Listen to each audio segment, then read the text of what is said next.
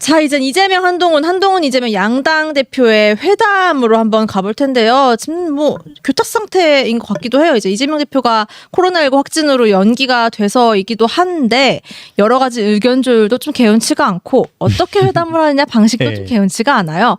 회담 열리긴 하겠죠, 박 기자님? 그렇겠죠. 이런 말씀하면 안 되지만 네. 지금 오늘 이 자리 오기 전에 이제 조금 넓은 정치권 인사가 아니라면 아니고 뭐 우리나라에 우리 세상에 뭐 정치권 인사 아닌 분들이 누가 있겠습니까? 조금 이제 고관여층이라고 생각할 수 있는 분들을 만났는데 야, 이재명은 확진이라면서 뭐 그리 일종의 뭐 병상 정치를 그렇게 하느냐? 병상 정치. 뭐 현 정부의 윤석열 대통령실의 독도 지우기 작업에 대해서 뭐 문제제기 조사위원회를 조사하라. 그렇죠. 예. 뭐 이런 식의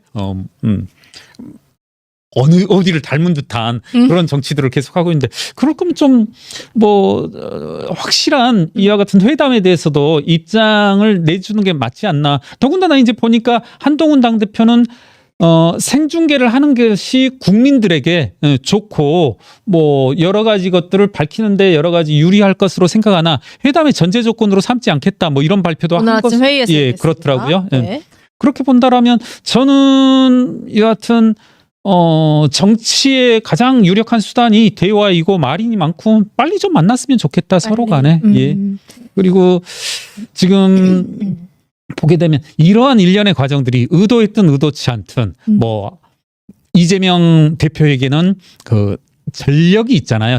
제가 감히 전과라고는 하지 않겠지만 어떤 거죠? 과거 이제 단식 때의 그 경험 아하. 많이 돌았던 게 이제 가짜 단식이다. 뭐 링게르 맞으면서 단식하냐 이런 걸 그때가 했었는데 그 체포동의안 그렇죠. 그때 시국이었죠. 예. 뭐, 참 재밌는 화제를 많이 불러 일으켰었는데 네. 이 건에 대해서도 조금 확실하게 빠른 시일 내에 좀 만나는 게 필요하다. 예. 그리고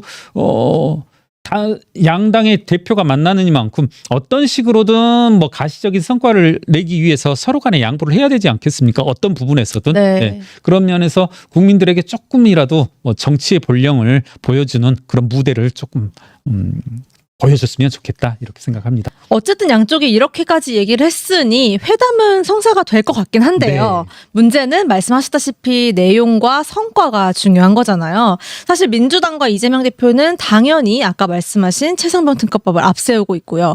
한동훈 대표는 여기에 맞서서 금투세 이야기를 좀 내세울 것 같거든요. 네. 이 두 사안에 대해서는 의견 조율이 있을 거라 보세요. 그렇지 않겠습니까? 그래야 그럴까요? 저도 국민의힘에서 아쉬운 게 그런 거예요. 조금 어떤 거요? 뭐를 좀 물면 놓지 말고 아하. 확실한 게 있으면 좀 잡고 지금 보면은 제 시각에서는 적어도 제 시각에서는 민주당이 국민의힘을 물어뜯는 것보다 여러 가지 것들 뭐 물어뜯고 어쩌 하는데 그것들보다 민주당의 허점들이 10배, 100배 되는 게 많거든요. 저는 금투세도 그거 중에 하나다 이런 생각을 하고 네. 지금 보면은 한동훈 대표가 금투세에 대해서 어떻게 보면 지금은 서서히 찌르고 있거든요. 공수의 전환의 측면에서 본다라면 금투세를 예전에는 뭐 2달 전, 석 달 전, 한 달 전 이렇게 보면 과거에 그 시점에서는 민주당이 상당히 공세적이었어요. 아마 이건 제 기억이 맞을 겁니다. 특히 시민사회까지 뭉뚱그려서 상당히 금투세에 대해서 적극적이었었는데 지금은 바뀌었단 말입니다. 이게 왜 바뀌었겠냐. 아주 제가 그냥 뭐 감성적으로 이야기를 해보자면 이건 뭔가 있다. 뭔가 있다? 이건 뭔가 있다는 거고 저는 그래요. 저는 감히 조금 더 이제 여기서 어그레시브하게 왜냐하면 저희가 이 자리에서 금투세에 대해서 한 2차례 정도 얘기를 했었는데 이건 쉬운 문제가 아니다. 저는 분명히 지금 금투세가 짧게 다시 한번 요약을 해보자면 민주당이 공세를 취했던 건 소득이 있는 곳에 과세를 하겠다라는 어떤 보편타당한 그런 전제를 가지고 출발을 했었는데 이게 지금 실상을 봤더니 부자 감세의 측면이 있고 이것의 암수에는 저 밑바닥에는 사모펀드에 대한 상당한 세제적 특혜를 주기 위한 음모가 있지 않냐. 그리고 어떤 행정 관료들과 소위 말하는 툭게 놓고 말하면 모피아의 어떤 결탁들이 있지 않나 하는 모피아, 사모펀드 그리고 민주당 이것과 관련된 모종의 아하. 적어도 암묵적인 그런 게 있지 않나. 이런 포인트들을 짚고 넘어가자면 지금 민주당이 이것에 대해서 지금 적극적이질 않거든요. 네. 그래서 저는 그런데 이 소위 이 논리가 예. 국민의힘에서는 저는 들은 바가 없어요. 맞아요. 네. 사실은 저도 이거 관련해서 조금 자료 요청도 하고 해봤거든요. 국민의힘 의원실에요? 의원실에? 네. 근데 지금 돌아오질 않아요. 네. 뭐 하신대요? 뭐에 꽂혀 그러니까요. 계세요? 그 의원실은? 아니 그러니까 저는 이렇게 얘기해 볼게요. 권성동 의원이 했단 말, 한동훈 지도부 강하게 싸우지 않아 실망. 네. 이거보다는 아니 저 또 이런 비유를 한번 해볼게요. 야구 좋아하니까. 네. 감독이 바뀐다고 해서 완전히 달라지진 않아요. 선수 한 명 한 명이 타율이 3할 타자도 있고 2할 오픈도 있고 2할 7푼도 있고 해야 되지. 다 타자들이 1할 7푼, 1할 오픈, 방어율 7.34, 8.65 이래 버리면 감독 바뀐다고 할 수 있는 게 없거든요. 네. 저는 국회의원들 한 명 한 명이 지금 헌법기관이잖아요. 이분들이 좀 역량을 발휘해라. 저는 금투세만 가지고도 자료 요청할 것도 아주 많고 받고 싶은 것도 보고 싶은 것도 많은데 네. 지금 국회의원들이 움직이는지 모르겠습니다. 제가 모르게 또 많이 움직이고 활발한지 어쩐지 모르겠지만 네. 의원들 한 분 한 분이 바뀌어야 된다. 아하. 좀 노골적으로 한번 말씀드려볼게요. 좀 제가 욕을 먹더라도 좀 이거 실제로 있었던 일이니까 예. 국민의힘 국회의원분들 용산 지하철역 이 앞에 신용산 지하철역 앞에 한번 30분이고 1시간씩 서봐라. 시청역 앞에서 30분 1시간씩 서봐라. 그래가지고 본인 얼굴을 아는 국회 시민들이 몇 명이나 되는지 네. 물론 얼굴을 아느냐 모르느냐 이게 뭐 기준은 아니겠죠. 의원 활동을 얼마나 잘하느냐 못하느냐. 네. 그런데 저는 이 부분 들여다보면 좀 심각할 거다. 심각할 거다. 네. 그만큼 있는지 없는지조차도 모를 존재가 미미한 국회의원들도 많다라면 조금은 경각심을 가져야 된다. 이게 또 보면은 결국은 전 그래요. 그러니까 한동훈 혼자 싸우는 모습이지 않을까. 금투세도. 예. 여하튼 저는 금투세 여기에 한동훈 특유의 뭐 저도 이제 하는 분들이 한동훈과 김경률이 뭐 삼성바이오로직스를 같이 뭐 어떻게 듣기에 따라서는 공모해서 했다 뭘 또 같이 했다 이렇게 하는데 과거에? 그런 적 절대 없는데 네. 다만 그 감각들은 정말 놀라울 정도다. 그러니까 제가 여기서 어떻게 보면 한동훈 장관에 대해서 증언하는 건 같이 결탁해서 했던 게 아니라 한동훈 장관의 어떤 수사 과정들을 항상 좀 주목해서 봤었는데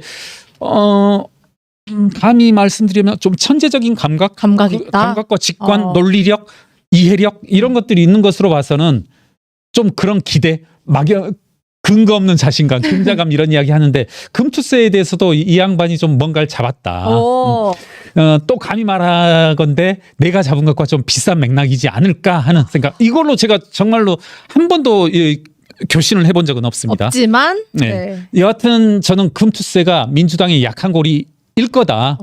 그거를 한 대표가 잘 잡았고 다만 국민의힘 차원의 서포트는 아직은 보이지 않는다. 보이지 않는다. 라고 요약하면 될까요? 지금 말씀하신 대로 민주당이 조금 이 문제를 고민하고 있는 것 같은 게 이재명 대표부터가 전당대회 때는 어쨌든 전향적으로 목소리를 좀 냈던 것 같거든요. 네네. 폐지에 대해서. 예. 그런데 지금은 뭐 입원 중이셔서 그런지 좀 머뭇거리시는 것 같아요. 고민이 좀 있는 거겠죠. 아무래도 여러 가지. 그러니까 저는 이건 완전히 뇌피셜입니다. 절대 네. 그럴 리 없는 몇 가지 사실들을 전제로 해서 뭐냐면 이 진성준 정책위 의장인가요? 정책위 의장은 이건 우리 무조건 해야 된다. 그랬죠? 뭐 이렇게 했죠. 그런데 이재명 대표는 약간 다른 목소리를 냈어요.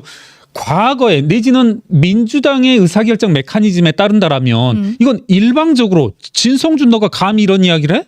이재명이 이렇게 이야기하는데 내지는 개딸들이 나서서라도 이렇게 진압이 되는데 지금 그런 과정이 아니고 상당히 갈팡질팡하고 있다. 예. 그렇다면 이와 같은 갈팡질팡의 이면에는 뭐가 있냐. 저는 이 이면이 있다는 거고 이 이면에는 모종의 세력, 모종의 이해관계가 있을 수 있다는 것이다. 저는 그래서 국민의힘 의원분들이 이걸 좀 따져봤으면 좋겠어요. 이 입법이 지금 소득세법 아니거든요. 이게 이제 소득세법으로 이미 들어와 있고 시행 예정일이 2025년 1월 1일인데 네. 이게 어떻게 들어왔는지, 이게 의원 입법인지 아니면 기획재정부의 그 부처에서 발의를 한 것인지, 이런 연원들을 쭉 한번 따져봐라. 그리고 네. 과거에 이 법안에 대해서 여러 가지 제가 알기로 뭐 정확한 국회에서 용어는 모르겠습니다만은 토론회라든가 그리고 당연히 이거 법사위도 통과했을 거고 기재위도 통과했을 텐데 누가 어떤 발언들을 했는지 네. 어떤 이해관계를 가지고 했는지 나오면 그거 읽어보면 단서들이 나오거든요. 나옵니까? 전 분명히 있을 거다. 그렇다면 아직은 읽지 않고 있던 거네요.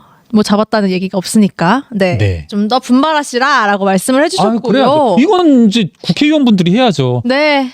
저도 하려면 할 수 있는데 뭐 자료를 좀 받고 해야죠. 자료 좀 주세요, 네. 회계사님한테, 의원님. 저 이런 말씀 한번 그 국회의원분들에게, 제가 국회의원들한테 뭐 조언 내지는 뭐 이렇게 해야 된다 이런 말을 절대 거의 안 하는 사람인데 네. 왜냐면 다 저보다 잘났고 하니까 항상 하는 말은 딱 하나 있어요. 특히 보좌관분들한테 조심스럽게 하는 말은 결국 국회의원의 능력이라고 하는 것, 그리고 뭐 시민사회의 한 명 일원으로서 한 말이 뭐냐면 결국은 그 능력이라고 하는 것은 자료 확보이다.